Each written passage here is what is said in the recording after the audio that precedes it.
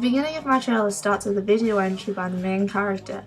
This is a lot like Easy A, where she makes a kind of online video to talk to a worldwide audience about the story. This is a really useful technique because you've got somebody telling the narrative of the trailer so that the audience instantly understands what the film is about. I decided to use the same method because I thought that this was a really good way to explain the narrative. The framing in Easy A of the video entry is very similar to mine. The camera is in the centre to orientate the main character right at the start of the trailer. I used a kind of viewfinder on my shot to kind of show that it was being recorded, whereas they kind of had the arm move forward to kind of readjust the camera. Both of these techniques show that the reason they're looking at the camera is because they know they are being filmed. The background of the shot shows a kind of home mise-en-scène, so this orientates the viewer into where the film is located. It brings it very much to home and helps the viewer to identify with the characters because it's much like their life. The video entry is really useful because I could use sound bridges to show different parts of the film to kind of go along with what the character was talking about. This is also like Easy A, where it shows various parts of her life. I try to use it to use more shots of superheroes and them getting ready and things to illustrate exactly what he is talking about. Easy A also exploits the mother character for comedy. This is what I've done in my trailer because such a respected role is saying something so immature or something you wouldn't expect, so this causes laughter as a reaction. Using a few shots in this is useful because you kind of see the reaction of the child as well as the kind of facial expressions of the mother. Alter Egos is a film that's very similar to my film in terms of genre. It is a superhero comedy, much like Super Losers. There are a lot of shots in the Alter Egos trailer that are very similar to mine. The shot of my main character taking off his mask in defeat is very similar to the Alter Egos shot.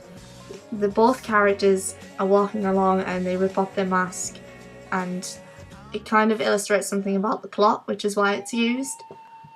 In mine, I chose to use two shots to show the kind of mask on the floor, just to give a close-up of what happened, unlike the Alter Egos. This is something that I thought I did better because you get to understand more of the narrative and there's less confusion that could be done by the audience. Both shots have the same mise-en-scène. They're in a forest type area and they're both wearing their superhero clothes with nobody around. This can suggest a lot about the plot and also interest a viewer because it then generates a lot of questions. The shot of my characters getting changed in the woods is also much like the one in Alter Egos. One difference being is that in the Alter Egos they use two separate shots. One to show a long shot of the character getting changed and another to show the other character watching out for him. I decided that I can improve on this by having one character in the foreground and one in the background, all in one shot, so that this would avoid flicking through shots in a trailer to avoid confusion. I think that this also made it quite well framed because it showed they were working together as a team. Another shot that follows the forms and conventions of a typical superhero comedy genre is the shot of my character kind of trying to get over a fence and struggling. This is like the Alter Ego shot when he's trying to get through the window and then falls. And this is funny because they're really bad at it and you don't expect it from a superhero, so by putting them on the right of the frame you kind of make them look a lot more vulnerable and not less important and powerful. It can also then lead to questions about the film and about the characters. There's a giant conspiracy to get government funding back for superheroes. I'm a superhero. You gotta help me. I thought that meant that you're supposed to help me. Well, if you're being robbed or raped or something, I would help you. We're on a mission here. Frankly, your behavior's been unsettling. So annoying.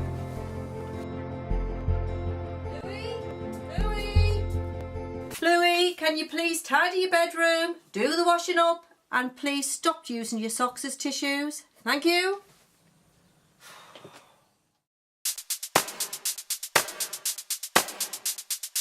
You've been acting differently, Louis. Disappearing and wearing different clothes. You can see that in both these trailers, mine and the professional product. The music is very serious and kind of ominous at first, and then this kind of break in between of dialogue splits between this very serious music and this kind of relaxed, upbeat music, and that's used in comedy trailers because it kind of surprises the audience and keeps them kind of interested about the narrative because they don't expect it to be a comedy and then it suddenly is. Another way this contrast is created is by using kind of dark imagery in the first half. You've got a lot of kind of low-key lighting and very closed framing to kind of trap the characters, and the audience really does feel like it's watching some kind of serious drama, and then that makes it even more unexpected when it turns out to be a comedy. When it then launches into the comedy, you've got a very high-key lighting and kind of very open views and, you know, countryside areas and things like that, whereas before you were kind of indoors and, you know, very trapped. This goes alongside the really upbeat music and the kind of much more relaxed atmosphere that's in the trailer, and the dialogue that's being said is often a lot more, you know, more relaxed and about something funny rather than something very serious.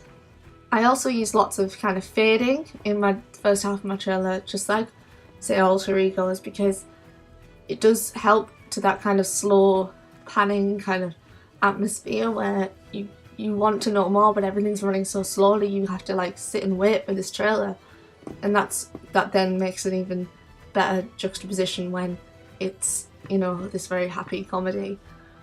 One thing that I did do that Alter Egos didn't was cross dissolve across into another frame, because it kind of shows a progression in time and it does make it feel a little bit slower, so then when you do have the fast editing and later on in the kind of much more relaxed comedy section, it feels a lot faster and you kind of wake up a bit.